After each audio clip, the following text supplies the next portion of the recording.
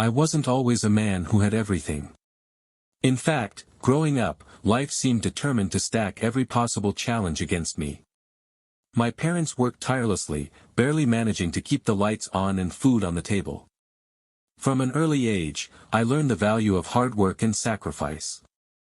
I remember days when all we had to eat were beans and rice, yet my parents would insist we sit together at the table, pretending it was a feast. They taught me that family is built on love, not luxury, and those lessons shaped the man I became.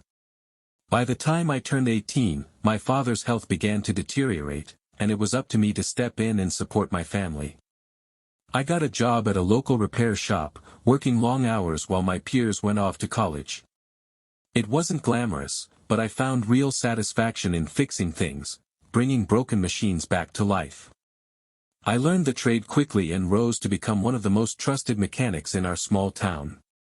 Yet beneath my success, there was always a part of me that longed for more, a family of my own to pour my love and effort into. When I met April, everything changed. She was unlike anyone I had ever known, kind, intelligent, and effortlessly beautiful. Her smile could light up a room, and her laugh had a way of dissolving the stress of even the hardest days. We fell in love quickly, and before I knew it, we were walking down the aisle, promising to stand by each other forever. I believed I had found the partner who would share in my dreams, my struggles, and my triumphs. Together, we built a life I was proud of, a house full of laughter, 2 incredible sons, and a future that seemed as bright as the sun. I devoted myself completely to being the husband and father I had always dreamed of becoming. I worked without rest to provide for them, never questioning the sacrifices, because I believed in what we had. But as time would cruelly reveal, even the strongest foundations can crumble when the cracks go unnoticed. Seemingly trivial details can unravel even the grandest plans. Consider, for example, the Challenger shuttle tragedy of 1986, where an inexpensive O-ring failed, causing catastrophic loss. Or how a clot, no larger than a grain of sand, can block blood flow to the brain, ending a life. A single icy patch on the road can send a car spiraling into disaster. Life is full of such moments, tiny, overlooked factors with the power to deliver monumental consequences. Reflecting on that, I can't help but draw parallels to my own life. Would you call marriage a significant undertaking? I would. My marriage meant everything to me. I've been married for just over 8 years to a woman I deeply loved, April. Together we have 2 wonderful sons, Chris, who carries my name, and Charles, named after my father. We live in a comfortable home, ideal for a growing family. Though I never graduated college, my career as a mechanic provided us a stable and happy life. The long hours were worth every moment. My marriage was the centerpiece of my existence. Providing for my family was the proudest responsibility I'd ever known. And yet, in the end, small things ended my marriage. In my case, it began with a tiny blood vessel in my brain, too close to another. One day, it swelled and made contact, triggering a migraine. It struck without warning. The pain was blinding, sensitivity to light, overwhelming noise, even the slightest smell churned my stomach. I knew immediately what it was, but I didn't have my Imitrex inhaler with me. The pills I had were weaker and slow to act. The pain became unbearable, and I couldn't continue working. I stumbled into my boss's office and explained. Alarmed, he called his secretary, Penny, and said, "Get him home now. Don't let him drive. Go. Hurry." Penny helped me outside, propped me against a wall while she brought her car around. My eyes clamped shut against the light, my hands pressed to my temples, I waited in silence. Once inside the car, I leaned back and tried to shut everything out. The pain worsened, light was like knives, sound buzzed unbearably, and every smell made me nauseous. Thankfully, Penny knew where I lived. I didn't need to speak. It felt like forever, but we made it. She helped me into the house and guided me to the kitchen, where I directed her to the refrigerator. She found the inhaler and placed it into my hand, steadying me as I used it. Within minutes, the medicine began to work. I asked her to help me to the living room sofa. She closed the blinds, turned off the lights, and waited until I said the worst had passed. Then she left, and I thanked her quietly. Silence returned. I must have fallen asleep quickly as the pain faded. When I woke, it was dark. I sat up slowly, still weak from the attack, and realized I wasn't alone. Voices drifted in from another room. I recognized April's voice, my wife, and another woman's, our neighbor, Robin. They didn't seem to know I was home. My car wasn't in the driveway, so perhaps April assumed I hadn't returned yet. I almost stood up to greet them but then paused, drawn by what I was hearing. "Come on, April, how was it? Was it as good as before?" "Spill the details, girl," Robin said eagerly. April chuckled softly. "It was incredible. I felt like I was in heaven. This time, even better than before. Honestly, it was mind-blowing." Robin gasped. "Better than with Chris? Better than your husband?" April didn't hesitate. "Hell yes," she said, her tone light and shameless. "I love Chris to death, but he's never made me feel like that. Never. And of course, I never let him do the things Carl does. He'd think I was some kind of, well, not someone he could respect." Robin laughed, nervous but intrigued. "So does that mean Carl thinks you're, wild?" April smirked. "Of course, but I'm his girl, and I like it. God, I can't wait for next time." Robin's tone grew more serious. "Aren't you scared Chris will find out? What would he do? Have you really thought this through? You're taking a huge risk." April shrugged. "Chris will never find out. And even if he did, so what? He wouldn't do anything, he's too nice. He'd forgive me. He'd never divorce me because he wouldn't risk losing the kids. He loves them too much. He knows I'd take them away in a heartbeat. With the right lawyer, he'd be finished." Robin sounded genuinely concerned. "That doesn't sound like you, April. I've never heard you talk about Chris like that. How can you say you love him and still say things like this? You're scaring me. I think you're making a big mistake, I really do." April's voice softened. "I do love Chris, I really do. But I don't want to end things with Carl either. I want both, the love I get from Chris and the thrill I get from Carl. I need both. And I'm not giving it up. I had heard enough. My migraine was gone, but the pain in my chest was far worse. It hit so hard my stomach clenched, my breath caught, and a sharp ringing filled my ears. Blood pounded through my head, and for a moment, I thought I might collapse. I gripped the doorframe to steady myself until my body calmed down. Even then, I didn't reveal I was there. As my control returned, something else took its place, rage, rising fast and hot. I stood tall, lifted my head, and walked into the kitchen. Silence fell instantly. Robin noticed me first, her eyes widened and her mouth opened in a stunned "oh," before she quickly covered it with her hand and whispered, "Oh my God." April turned to see what Robin was looking at and froze. Her expression shifted in an instant, from satisfaction to shock, then fear, and finally anger. She shoved her chair back and stood. "How much did you hear?" she demanded. "Why the hell were you hiding there, spying on me?" I stared at her without answering. My eyes flicked to Robin, who stood up and said quickly, "I should go. Pete and I will keep the boys. If you don't come get them, I'll call you later." Without waiting for a reply, she bolted out the side door. I didn't stop her. I just watched her leave and then turned back to April.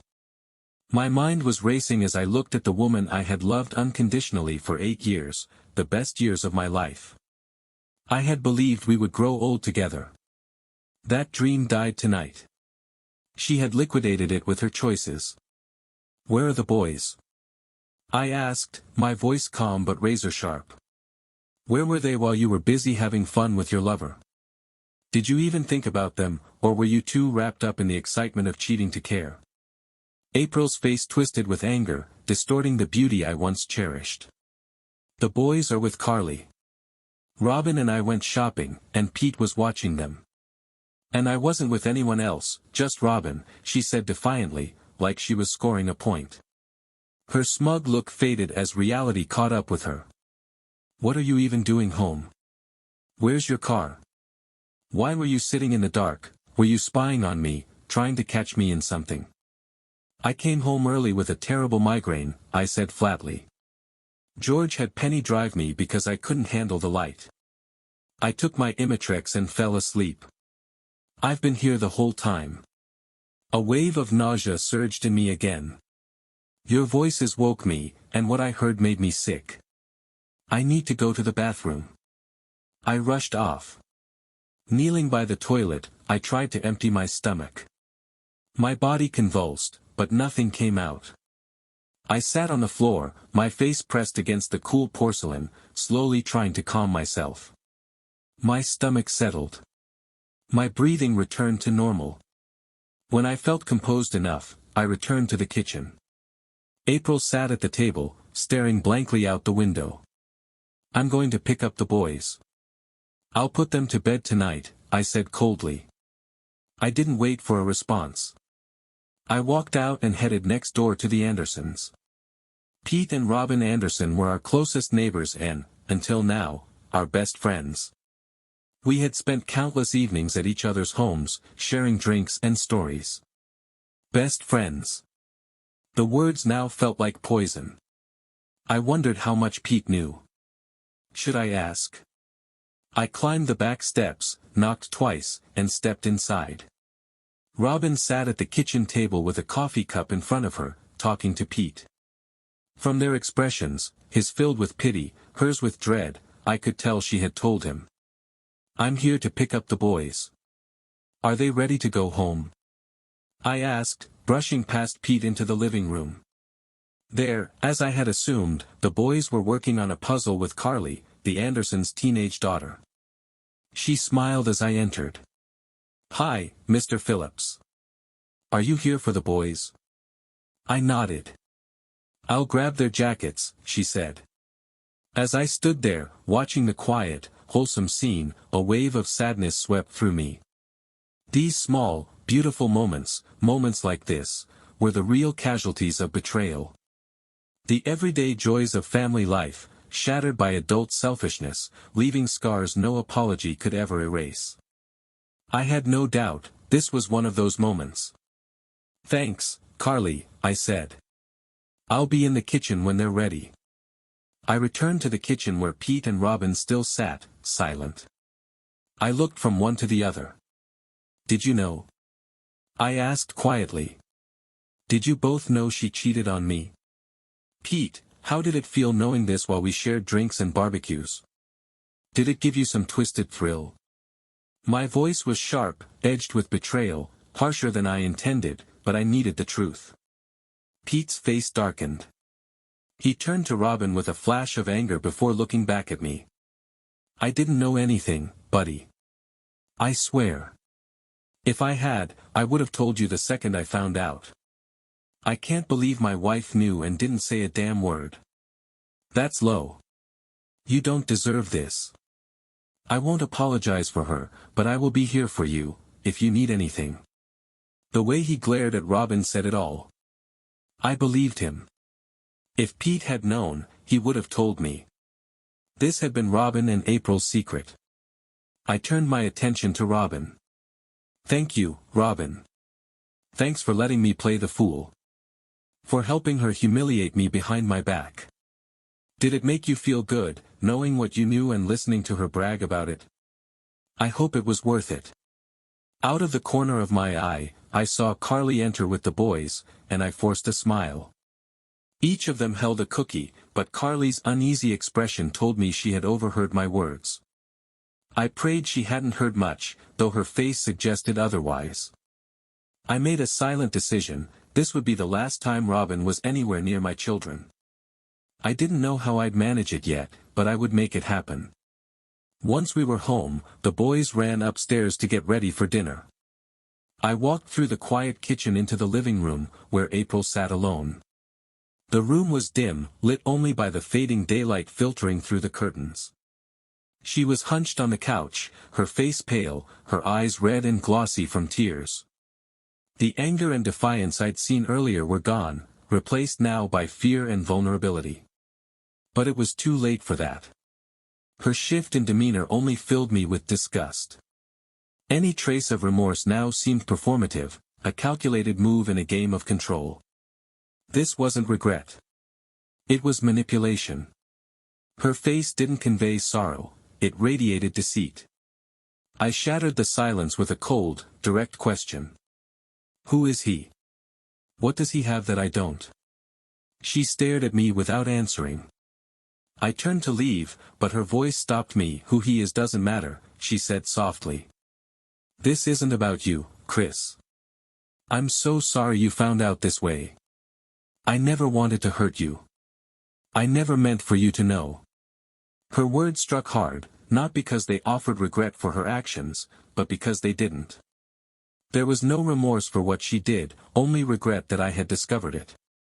I sank into the armchair she'd given me for our 5th anniversary, a chair I had once loved, now reduced to just another object in a room I no longer recognized. Let me explain, she pleaded. This doesn't have to be the end for us. We can move forward, just like before. We can make it work if you just try to understand. Her voice shifted from pleading to demanding, the same tone she used when trying to win arguments through sheer insistence. I looked at her, my voice firm and low. Can you tell me it's over? Can you promise me you'll never see him again? That you'll never be with him again? I gripped the arms of the chair tightly, tension radiating through me as I fought to remain composed. April stared at me, wide-eyed, tears spilling down her cheeks, but she said nothing. That silence told me everything I needed to know. She wasn't going to stop. Her conversation with Robin replayed in my mind. She wanted both worlds. And she expected me to go along with it. I guess that's your answer, I said, rising from the chair. I'll put the boys to bed after dinner. Then tomorrow, we'll talk about what happens next. I'll move my things out of the house. I think I'll stay with my brother for a while. I walked into the kitchen, a place people instinctively go when their lives fall apart. Why is that?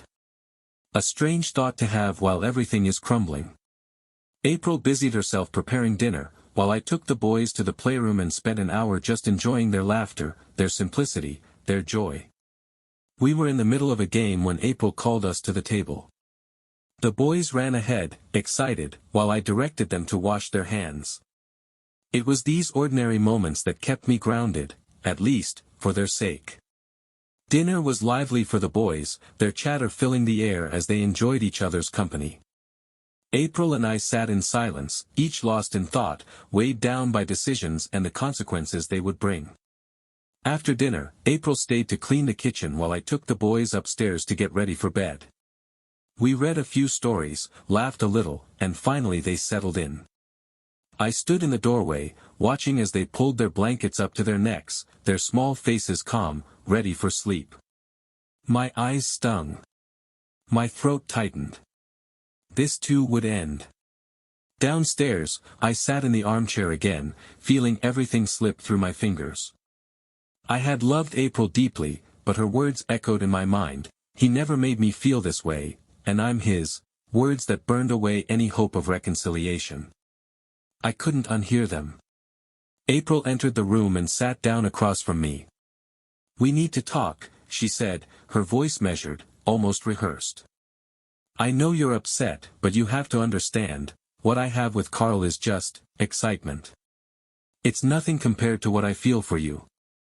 I love you, not him. He's just a distraction. It'll pass. But right now, I can't stop seeing him. This doesn't have to change anything between us. We can go back to how we were, if you just let this happen. Her words spilled out one after another, but they felt hollow. You can't stop seeing him. I repeated. And you expect me to accept that? Are you insane, or just delusional? Either way, this ends now. She looked at me, confused and exasperated. "You're not understanding. There isn't us, Chris. There's a future. It's still you and me. This is just temporary. You can't throw everything away over this." "No. You're the one who doesn't understand," I replied coldly. "There is no us. There's you. And there's him. That's all that's left. This is over, finished. There's nothing to negotiate. After 8 years of marriage, you should know me well enough to understand, I'll never accept this." Her voice softened again. "But Chris. I love you. You're the only man I've ever truly loved. I don't love Carl. Please, for the sake of our marriage and our family, just give me this time." "Take all the time you want," I said, my tone hollow. "Tomorrow, I'll contact a lawyer. We'll split everything fairly. I won't try to hurt you the way you've hurt me. I just want this to end." Exhaustion washed over me. I wanted nothing more than to go to bed and escape, even briefly, the pain that had carved itself into my chest, far worse than any migraine I'd ever had. But April's next word struck like a slap. "Then damn you," she hissed. "No divorce. I'll fight you every step of the way. I'll take everything, your house, your money, your boys. I'll make sure you barely see them. If you try to take this from me, it'll cost you everything. And I'll still have Carl. You can't stop me." Her words hit with cruel finality. And in that moment, it all became clear. This marriage hadn't ended tonight. It had ended long ago. This wasn't a burst of anger, it was premeditated. She had planned for this moment, anticipating that I might eventually find out, and rather than stopping, she had prepared to destroy me. There was no love left in her, only greed and cruelty, a desire to humiliate me completely. That realization crushed any lingering hope I had for us. This wasn't the woman I had fallen in love with. It never had been. I glared at April, the anger inside me rising with every passing second. Whatever smug satisfaction she had taken from her earlier words vanished the moment she saw my expression. Her confidence faltered, replaced by fear. My voice cut through the tension like a blade. "Here's what you need to understand, April, when you corner a rat, it fights back. It'll go all the way when there's no escape. You should have thought about that before you pushed me this far. But now you've done it. And you'll pay for it. Please, Chris," she pleaded, her tone desperate. "I don't want this. But I don't have a choice. I love you, and I'll do whatever it takes to keep you from leaving us. If you won't understand and accept this, I'll fight you. I know you love me and the boys too much to leave. You'll stay. I know you will.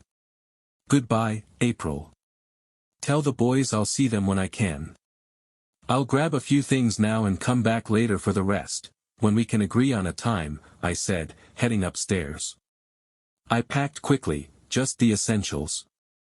Bathroom items, a few pairs of socks and underwear, jeans, and shirts. 8 years of marriage, reduced to a single small bag. What remained now were only bitter memories. Still, I had my 2 boys. And at that moment, they were all that mattered.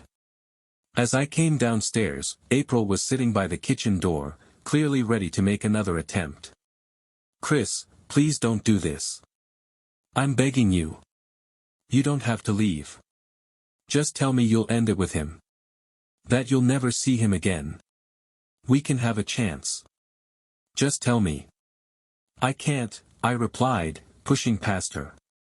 The rage inside me was boiling over, the urge to lash out dangerously strong. But I forced myself to stay in control. "I'll come by in the evenings after work to see the boys, so they don't notice anything right away." With that, I opened the door and walked out. The door slammed shut behind me as I threw my bag into the back seat of my truck and climbed in.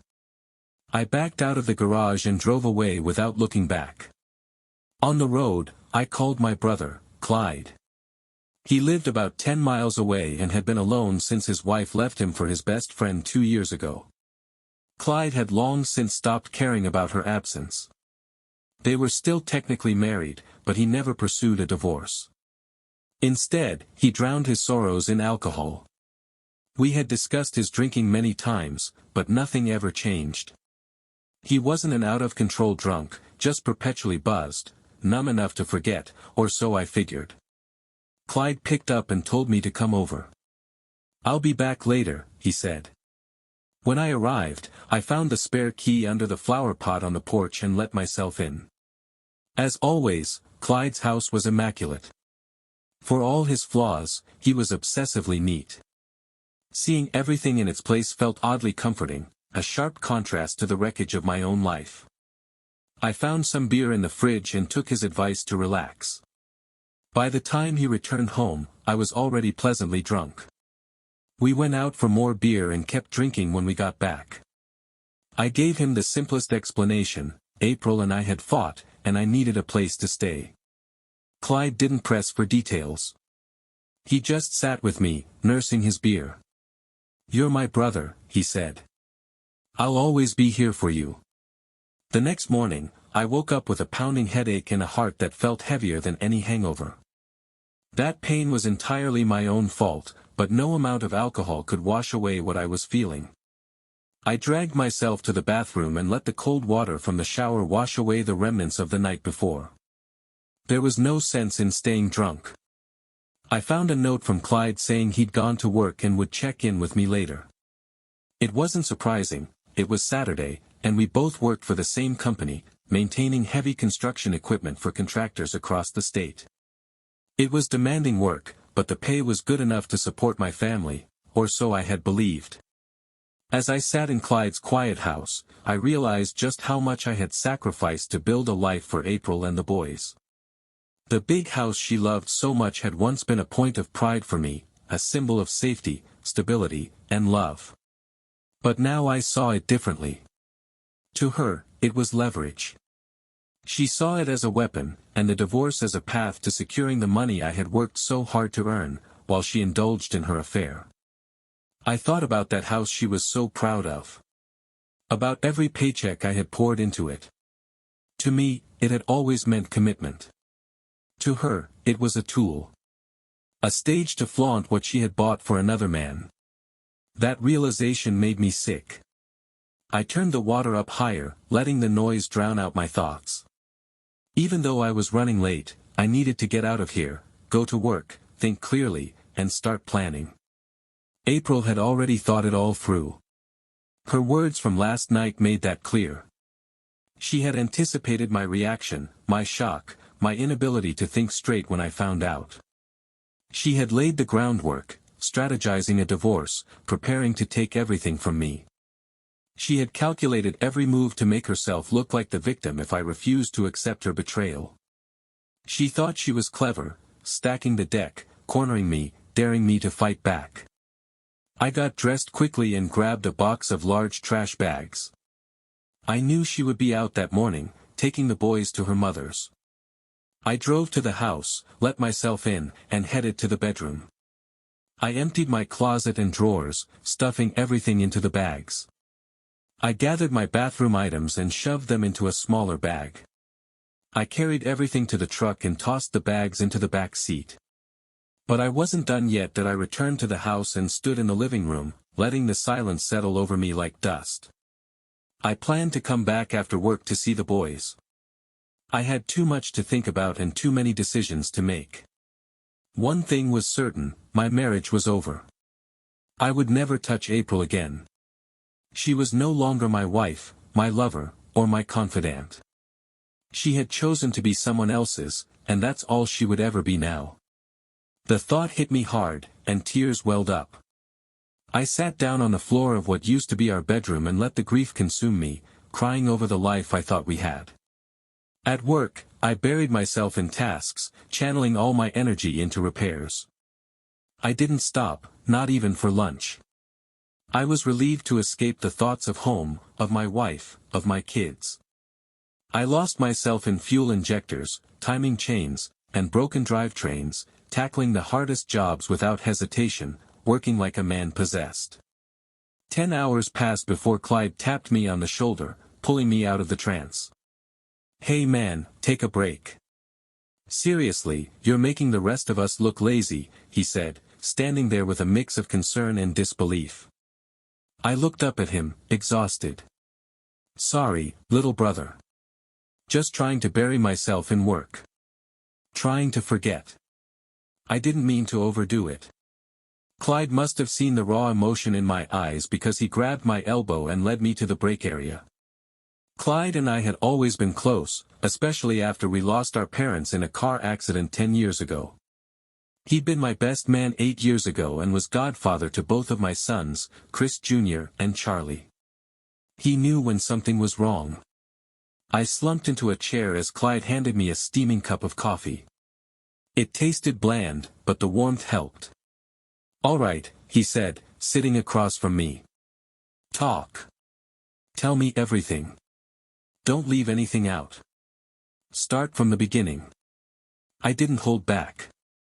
For 10 minutes straight, I spilled everything, every detail of the shame, the humiliation, the contempt April had thrown at me. I told him about her threats to take everything, her smug confidence that I wouldn't fight back, and how she tried to make it impossible for me to stop her without risking everything. She wanted me to surrender and accept her affair as part of our life. I described the way she spoke to Robin about her lover, the satisfaction on her face as she recalled how incredible it was. I told him about her threats to use the house, the kids, and every inch of leverage to destroy me if I didn't comply.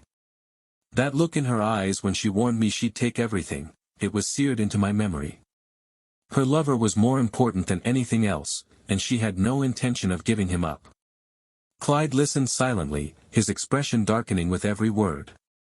By the time I finished, I felt completely drained. Empty.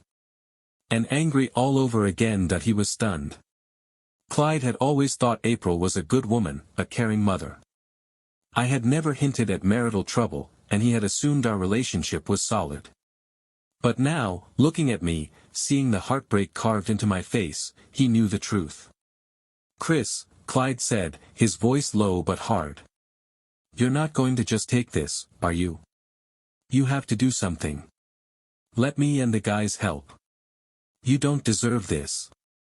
His concern was real, and I felt it that I looked up at him, hopeless. "What can I do? If I divorce her, she'll take everything, child support, the house, the car. You know I'd never take anything from my boys. She's using them against me. She knows I won't hurt them. And now some idiot who thinks it's okay to sleep with another man's wife is going to end up taking my place. I'm stuck." Clyde growled, "To hell with both of them. I loved April like a sister, but she's made her choice, and she'll have to live with it. We're going after them. First, we find out who this guy is. That part's easy. Let me make a few calls, and then we'll talk." I shrugged, skeptical. "Fine, but I don't see how it helps." "She won't tell me anything." Clyde smirked. "Doesn't matter. We'll find him, and when we do, he'll wish we hadn't. And you know there's no getting April back after this. There's no respect left. If you stay, she'll never look at you the same again. She's already someone else's. You'd just be playing house with a stranger." For a moment, I was taken aback. But then a faint smile crept onto my face. "You're right. She's not my wife anymore. Last night, I learned just how quickly love can turn into hate. And today, my hate for her is stronger than any love I once had. She turned it into something that's going to haunt her." We talked a bit more before finishing work. For once, there was no overtime. Instead, we headed to a nearby bar. It wasn't a night for drinking, it was a night for planning. Clyde made a few calls while the rest of us talked. I was surprised by the support I received. My friends didn't need all the details, they just wanted to know how they could help. Together, we started building a plan. At 7 p.m., I pulled into the driveway and walked into the house. Funny, I thought, as I stepped inside, this wasn't my home anymore. It was just a building that I went to the kitchen, shrugged off my jacket, and moved into the living room. There she was, April, sitting in her favorite chair, watching Chris and Charlie play a video game. The image burned itself into my memory. When she looked at me, a faint smile tugged at her lips, but now I understood its meaning. Contempt. She held contempt for me, for our family, for everything we had built. It had all been a lie, a massive lie. And she was the liar. My gaze turned cold. And when she saw it, her smile faltered. She looked away. Back in the kitchen, I grabbed some leftover fried chicken and mashed potatoes from the fridge. I wasn't hungry, but I needed something to do. I had planned to talk to the boys before bed, but Clyde had convinced me to hold off. That conversation would come soon enough. And it would mark the beginning of a fight I knew I might not win, but I'd go down swinging. Soon it would all be over, and I could begin my new life.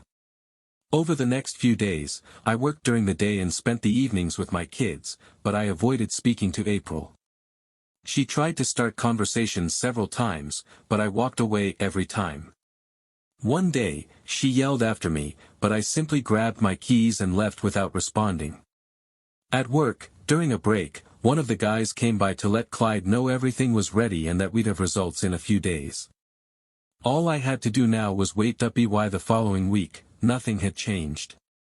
Each evening, I returned to an increasingly tense April. The kid seemed oblivious, though Charlie asked if I was working harder than usual. When I asked what he meant, he said he hardly saw me in the evenings. I reassured him, promising we'd spend time together over the weekend. He seemed satisfied, and the moment passed.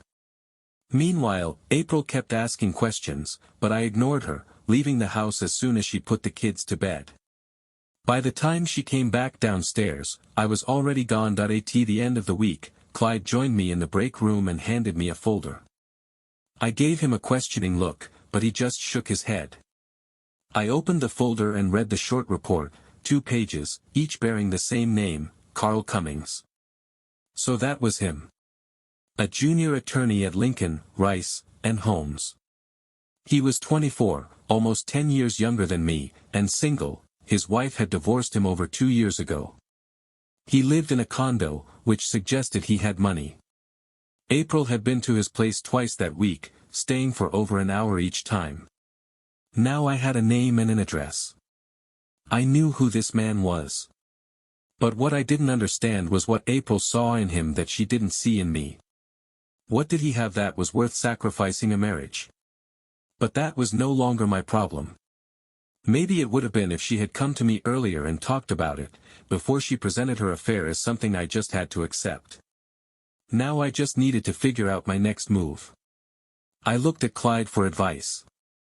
Somehow, he seemed to be taking charge, even though it was my life that was falling apart.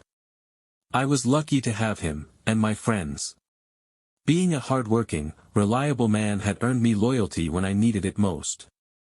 Everything's in motion, Clyde said. First step is tonight. I'll call you at home when it's ready.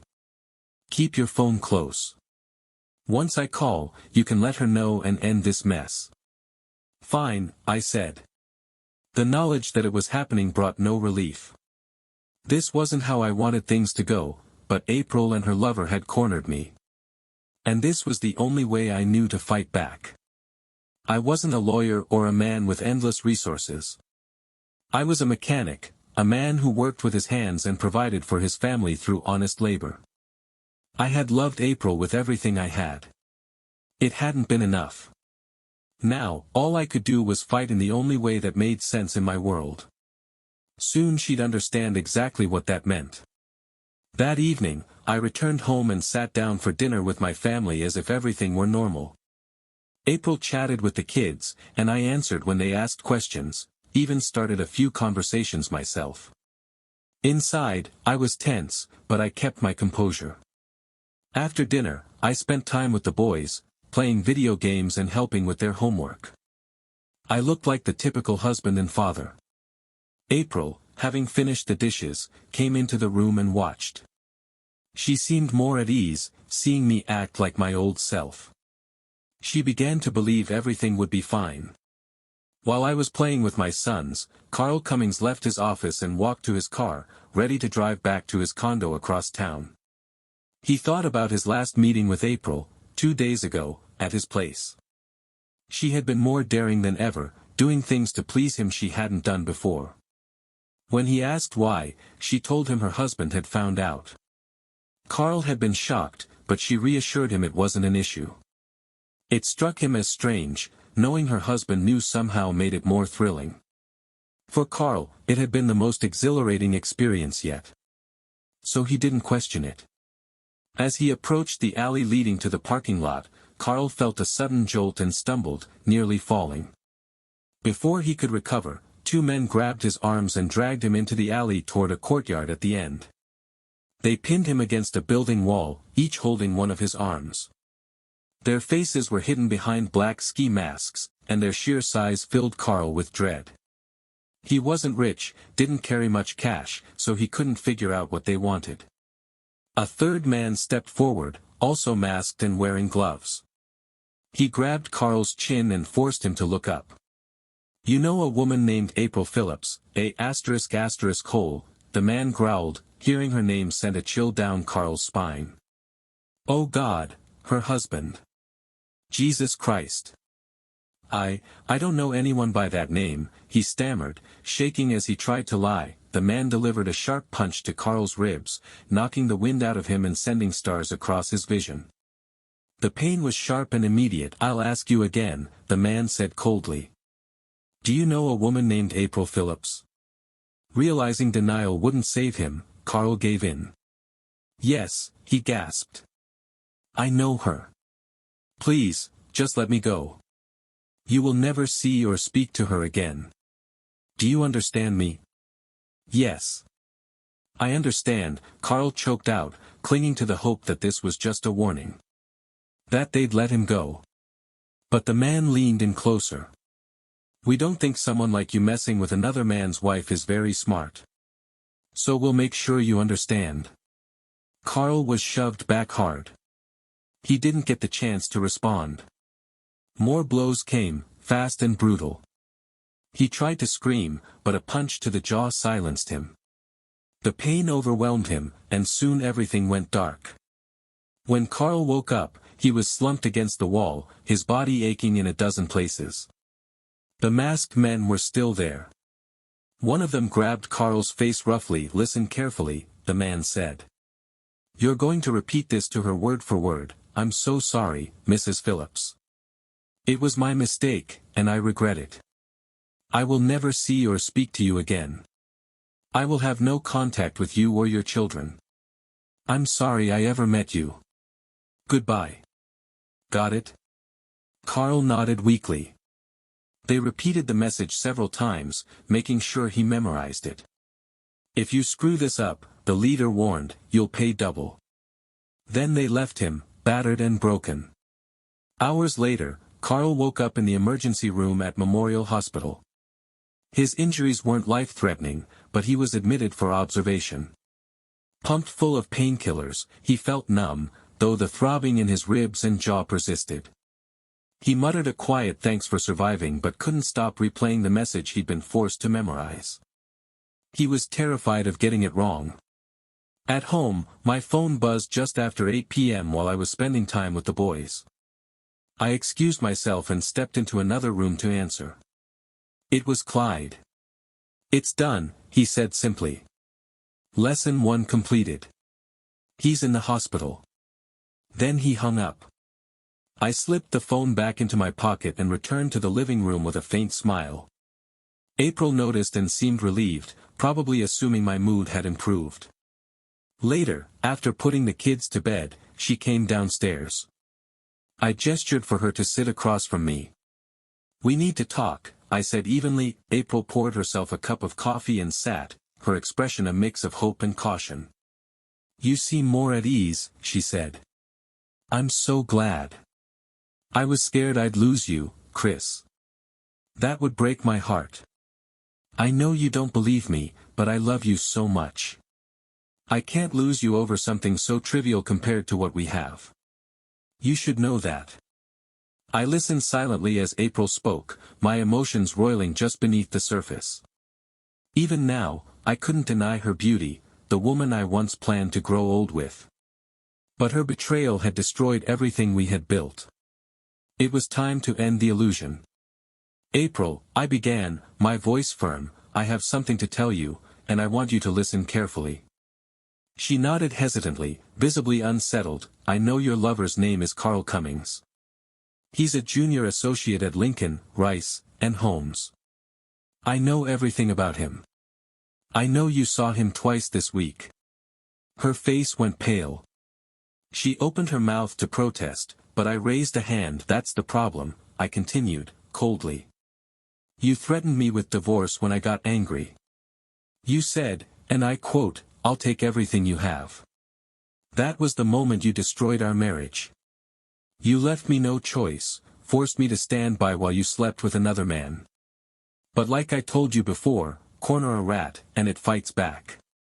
For the first time, I saw real fear in her eyes.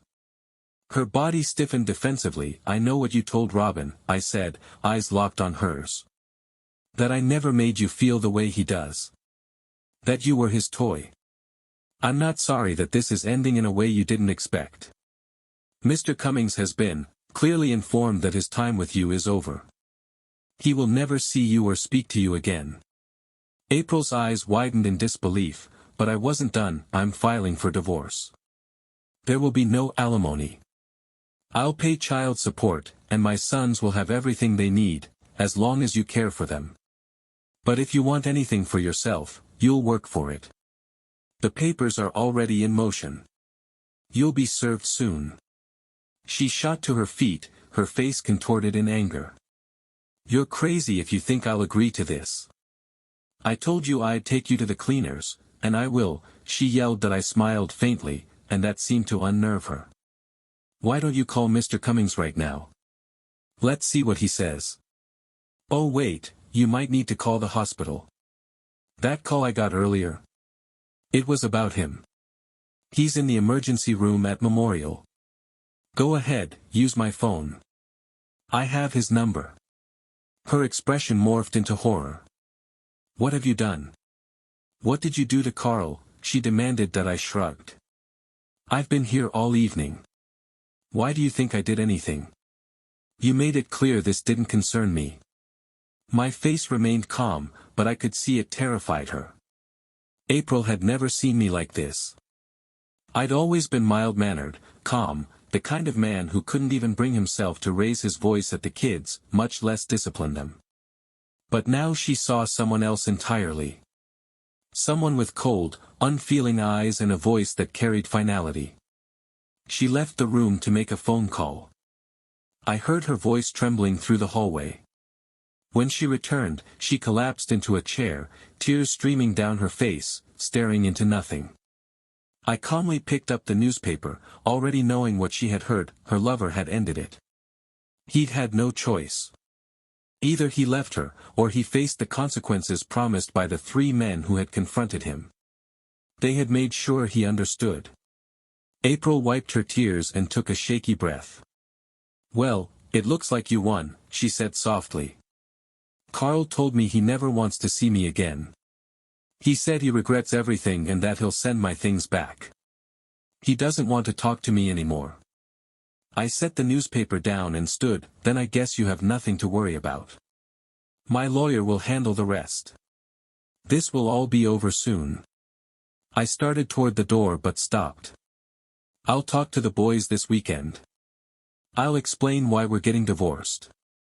Maybe they're old enough to understand. If not, they'll grow up and figure it out.